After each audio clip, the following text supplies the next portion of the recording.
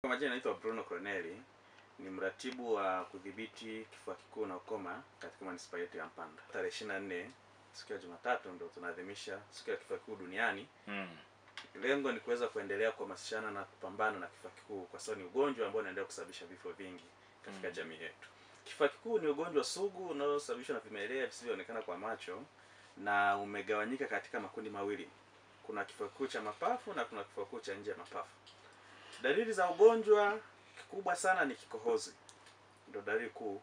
Kikohozi kinaweza kuwa kikavu, kinaweza kuwa na makohozi, lakini inaweza kuwa na rangi ya kahawia au makohozi yanaweza kuwa na rangi nyekundu, kimaanisha kama imechanganyikana damu. Dalili ya pili ni homa za mara kwa mara hasa nyakati za usiku. Dalili ya tatu ni kupungua uzito. Dalili ya nne ni kutoka jasho jingi kuliko kawaida hasa nyakati za usiku. Hizo ndio dalili ambazo ukiziona mojawapo inaashiria kwamba unaweza kuwa na kifua kikuu. Lakini dalili ya tano tunasema ni ya nyongeza kwa sababu inategemeana na kifua kikuu cha wapi. Nimesema kuna kifua kikuu cha mapafu na kuna kifua kikuu cha nje ya mapafu. Kwa hiyo kifua kikuu cha nje ya mapafu kitakapokuwa kimeathiri, dalili utakuja nayo eneo hilo. Kama ni matezi utakuja umevimba matezi, kama ni uti wa mgongo utakuja na maumivu ya uti wa mgongo, kama ni tumbo utakuja na tumbo limevimba. Kwa hiyo dalili ya tano itategemeana na kiungo kilichoathirika. Ugonjwa huu unaambukizwa kwa njia ya hewa kutoka kwa mtu mmoja kwenda kwa mtu mwingine. Tunaamini kila mtu anavuta hewa na kila mtu akiwa na kikohozi atakohoa. Kwa hiyo pale unapokohoa unatoa vimelea ambavyo vimechanganyikana na kifua kikuu, vinaweza ugonjwa wa kifua kikuu. Kwa mtu ukivuta ile hewa ambayo ina vimelea vya kifua kikuu utaambukizwa kifua kikuu. Kwa hiyo hata huyo ambaye ana kifua kikuu cha nje ya mapafu aliambukizwa kwa kuvuta hewa yenye vimelea vya kifua kikuu. Sasa nipe tofauti ya kifua kikuu cha nje ya mapafu na cha ndani ya mapafu kwanza. Asante. Tunaposema kifua kikuu cha ndani ya mapafu, tunamaanisha kwamba ni kifua kikuu ambacho kimeathiri mfumo wa hewa, hasa mapafu yenyewe. Na tunaposema kifua kikuu cha nje ya mapafu, ni kifua kikuu ambacho kimeathiri sehemu nyingine tofauti na mapafu. Hivyo kinaweza kuwa kimeathiri nje ya mfumo wa hewa. Na kifua kikuu cha nje ya mapafu, ukitoa kifua kikuu cha koo chenyewe hakiambukizi. Ila mgonjwa aliambukizwa na mgonjwa mwenye kifua kikuu cha mapafu. Kwanza kikubwa ni kwamba uelewa wa kifua kikuu kwa jamii yetu bado ni mdogo. Hasa hiki kifua kikuu cha nje ya mapafu. Kwa sababu jamii yetu imejua kwamba kifua kikuu lazima ukohoe. Lakini tukumbuke kuna kifua kikuu cha nje ya mapafu ambacho hakina dalili ya kikohozi. Kwa hiyo changamoto kubwa ni kwamba bado kuna uelewa wa wateja kujua dalili za kifua kikuu na kufika mapema kwenye vituo vya kutolea huduma za afya. Huduma zetu za kifua kikuu zinatolewa bure. Serikali inagharamikia kila kitu kuanzia kipimo pamoja na matibabu yake. Hivyo wananchi wengine wanahofu kwamba akienda kutibiwa kifua kikuu atatozwa hela, atatumia gharama na yenyewe inachelewesha kupata matibabu. Kwa hiyo changamoto kubwa tunayoipata ni wateja kuchelewa kupata matibabu, kitu ambacho kinapelekea vifo vingi vya wagonjwa wa kifua kikuu. Lakini changamoto ya pili ni kuhusishwa na imani ambazo sio sahihi, nikimaanisha imani za kishirikina. Kuna watoto wadogo wachanga wanaumwa kifua kikuu. Kwa hiyo mtu anaanza kufikiria mbona kwangu hamna kifua kikuu? Huyu mtoto amekitoa wapi? Hivyo mwisho wa siku akihisi kwamba kuna imani za kishirikina, kitu ambacho sio sahihi. Lakini changamoto ya tatu ambayo tunakutana nayo ni wateja kukatiza matibabu. Tunasema dawa za kifua kikuu zinaanzia miezi 6 na kuendelea kutegemea na aina ya kifua kikuu. Lakini mtu mwingine akinywa dawa ndani ya wiki 2, wiki 3 akaona dalili zimepungua, wengi wamekuwa wakikatiza matibabu. Kitu ambacho tunakuja kupata changamoto ya kugundua kifua kikuu sugu. Tunaposema kifua kikuu sugu ni ugonjwa ambao tayari umeshapata vimelea vya kifua kikuu vilivyokuwa navyo vimepata usugu wa dawa zinazotumika kutibu kifua kikuu za mstari wa kwanza. Ambapo matibabu yake yana gharama kubwa kwa serikali lakini pia na kwa familia binafsi. Tatizo la kifua kikuu kwa upande wa halmashauri ya manispaa ya Mpanda ni kubwa kiasi gani? Wagonjwa wa kifua kikuu bado wapo. Wapya na marudio. Kwa takwimu za mwaka wa jana tulipata jumla ya wateja 540 waligundulika kuwa na kifua kikuu.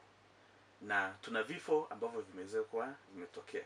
Kwa kuwa na wateja 540 maana yake ni kwamba bado kuna maambukizi mapya kwenye jamii yetu. Na hawa wateja wameweza kuambukiza wengine. Sasa changamoto tunayoipata ni kwamba wale ambao wameambukizwa, takwimu zinatuonyesha kwamba mteja wa kifua kikuu mmoja kwa mwaka anaweza kuambukiza wateja 3 mpaka 4 wa kifua kikuu. Kwa hiyo kama tumepata 540 tuzidishe mara 3, bado kuna Watanzania wako mtaani hawajagundulika kuwa na kifua kikuu na hivyo bado wanaendelea kuambukiza katika manispaa yetu ya Mpanda. Hivyo tunavyofanya hamasa kama hizi hapa, tunapoelekea kwenye maadhimisho ya siku ya kifua kikuu, lengo kubwa ni kukumbusha jamii wajue kwamba ugonjwa bado upo na waje kupata matibabu katika vituo vyetu vya huduma za afya. Kwa hiyo tatizo bado lipo na vifo bado vinaendelea kutolewa taarifa. Sasa ni hatua gani ambazo zinachukuliwa kwa upande wa manispaa ili kupambana na ugonjwa huu wa kifua kikuu? Kwa upande wa halmashauri ya manispaa ya Mpanda tumejipanga vilivyo. Kwanza tunaendelea kuhamasisha jamii itambue kwamba ugonjwa wa kifua kikuu unatibiwa bure, kuanzia vipimo vyake pamoja na matibabu yake. Lakini pili, tunaendelea kusafirisha sampuli kwenda kwenye vipimo vya vinasaba vya mdudu wa kifua kikuu, nikimaanisha kutoka kwenye vituo vya pembeni vyote zahanati zetu zilizopo ndani ya manispaa ya Mpanda. Kwa hiyo mteja hatumii gharama kubwa kuja mpaka hospitali ya manispaa kwa ajili ya kupata kipimo. Huko alipo aende kwenye zahanati yake ya karibu, watamchunguza na wakiona ana dalili watachukua sampuli, halmashauri itajumuika itawajibika kusafirisha sampuli kutoka kwenye zahanati mpaka kwenye hospitali ya manispaa kwa ajili ya kupima vinasaba vya mdudu wa kifua kikuu. Lakini tunachofanya kingine cha tatu ni kushirikisha makundi mbalimbali. Tumeshirikisha wataalamu wa tiba mbadala, tumeshirikisha madhehebu ya dini, tumeshirikisha wazee maarufu, tumeshirikisha vyama vya ngoma, tumeshirikisha vikundi mbalimbali vya kijamii vya ndani ya manispaa ya Mpanda. Lengo ni kuweza kuwa na wigo mpana wa kuweza kutoa huduma za kifua kikuu katika jamii yetu. Lakini pia tunatoa huduma afya ngazi ya jamii, ambapo katika kila mtaa wa halmashauri yetu manispaa ya Mpanda wanapita kwenye kaya kwa ajili ya kutoa elimu pamoja na kuchunguza kifua kikuu. Lakini pia tunaendelea kuwashukuru Mpanda FM ambapo leo tuko hapa tunaendelea kutoa elimu. Kwa hiyo wote ni ushirikishwaji kwamba tutoe elimu, jamii ifikiwe na elimu. Mwisho wa siku wateja ambao watakuwa na dalili wataweza kufika kwenye vituo vya kutoa huduma za afya na watafanywa uchunguzi, na mwisho wa siku tutaweza kudhibiti au kupunguza kuenea kwa ugonjwa wa kifua kikuu. Tuna watoa huduma afya ngazi ya jamii kila mtaa. Lengo lao ni kuweza kuzunguka kwenye mitaa yote kutoa elimu ya kifua kikuu. Tumeshirikisha makundi mbalimbali, hata wataalamu wa tiba mbadala tumewaalika, tumewapa mafunzo elekezi, na wenyewe wanatusaidia kuweza kuchunguza kifua kikuu kwenye huduma sehemu zao wanazotolea huduma na kupeleka kwenye vituo vya kutoa huduma za afya, na tunafanya nao kazi kwa karibu sana.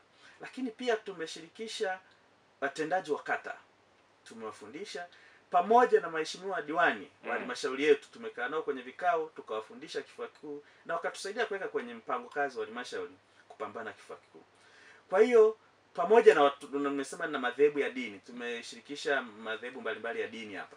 Na wengine wamekuwa wakitualika kwenda kwenye madhabahu kwa ajili ya kutoa elimu ya kifua kikuu. Vituo vyote vya kutoa huduma za afya vya serikali na vya watu binafsi na vya mashirika pamoja na mashirika ya dini, dawa za kifua kikuu zinatolewa bure. Vipimo pamoja na matibabu yake yanatolewa bure. Kwa mwananchi afahamu popote pale atakapokuwa, iwe kwenye zahanati ya mtu binafsi au ya shirika, matibabu ya kifua kikuu ni bure, kuanzia kipimo pamoja na dawa. Lakini pia katika vituo vyote vya kutoa huduma za afya tuna wataalamu wetu ambao wapo maalum kwa ajili ya kifua kikuu. Nikimaanisha kwamba sio kwamba afanye kazi zingine, lakini atafanya kazi zingine, lakini yeye ameteuliwa kwa ajili ya kuhusika na matibabu ya kifua kikuu. Hivyo mteja akifika kwenye kituo chetu cha kutoa huduma za afya akiulizia kitengo cha kifua kikuu, ataenda moja kwa moja na atapewa kipaumbele na atapata huduma. Lakini pia wateja wetu wote tunashauri vituo ambavyo vinatoa huduma za afya wapewe kipaumbele wateja wenye kikohozi.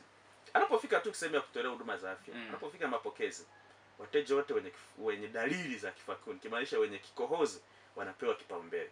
Lengo ni kuweza kupunguza maambukizi kwenye jamii. Kwamba anapokuja mteja akiwa na kikohozi hapangi foleni katika vituo vya kutoa huduma za afya.